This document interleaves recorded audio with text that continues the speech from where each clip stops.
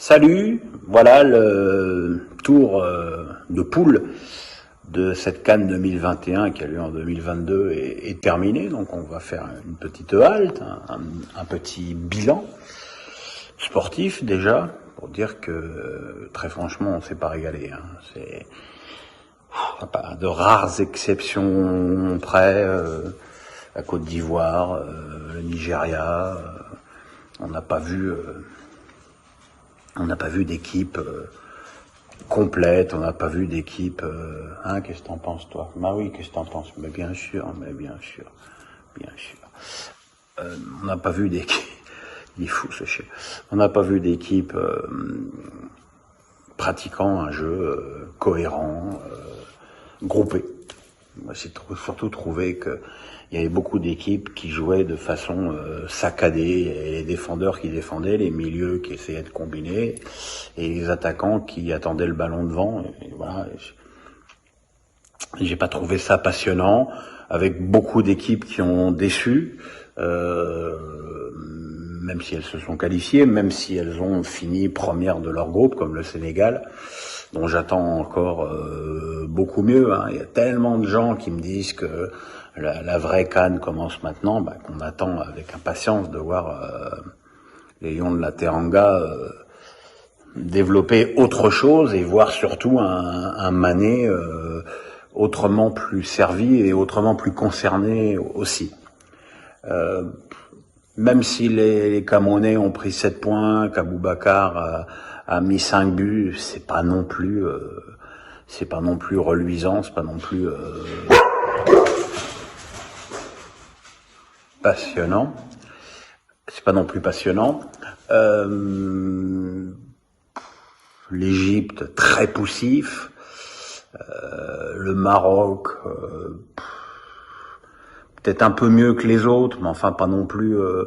Voilà, dire dans tous les cas, il va y avoir des équipes qui vont confirmer ce premier tour médiocre et d'autres qui vont certainement prendre une autre dimension. C'est toujours comme ça et dans toutes les grandes compètes, qu'elles soient en Europe, au niveau mondial ou en Afrique. Les grosses déceptions, c'est le Ghana qui a terminé dernier de son groupe. En même temps, ça arrange Strasbourg, parce que Djikou va rentrer. André Ayew, qu'on a senti un peu écrasé par le poids du brassard des responsabilités, qui a marqué un but, mais qui a été expulsé assez sévèrement d'ailleurs le match d'après. Mais enfin bon, c'était une équipe qui était... c'était annoncé au début du tournoi un petit peu en reconstruction et qui a quand même déçu. Évidemment, la déception suprême, c'est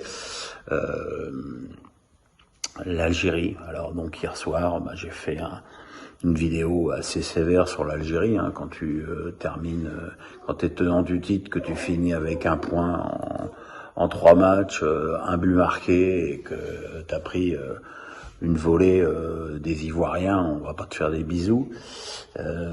J'ai donc subi des insultes assez ahurissantes.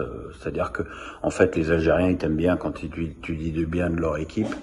Voilà. Donc, mais je remarque avec satisfaction que, au niveau de la presse algérienne, il y a une vraie solidarité autour de l'équipe nationale, parce que c'est vrai qu'il va y avoir un éliminatoire pour la Coupe du Monde qui va arriver très vite et que les Algériens peuvent pas se louper 2 fois. Donc là, il y a visiblement l'ordre de remobilisation générale a été donné dans le pays et ça me paraît être une excellente nouvelle et surtout la seule et la meilleure chose à faire. Au rayon des déceptions, il y a l'organisation. Voilà.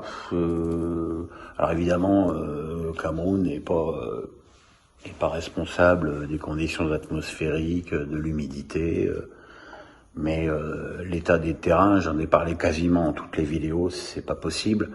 Quand j'entends Samuel Eto'o, pourtant Dieu sait que j'adore Samuel, dire on est là pour faire plaisir à personne. Oui, effectivement, Samy, t'es pas là pour faire plaisir à personne, mais t'es là pour offrir un écrin digne de ce nom à une grande compétition. Alors, Eto'o, il a été nommé quand même très tard par rapport à cette compétition et il n'a pas géré grand chose. Il n'allait pas arriver avec Sabine et son râteau pour retaper les terrains au dernier moment. mais c'est quand même problématique et c'est toujours pareil. Il y a un problème de crédibilité par rapport à la compétition quand on voit des pelouses de cet état. Et puis voilà, maintenant on attend avec impatience les huitièmes de finale avec 2 matchs qui se dégagent, Nigeria-Tunisie, où le Nigeria semble favori, d'abord sur la forme du moment, puisque le Nigeria est la seule nation à avoir remporté ces 3 matchs, et puis que la Tunisie, on l'a vu lors de la défaite contre la Gambie, était décimée par le Covid.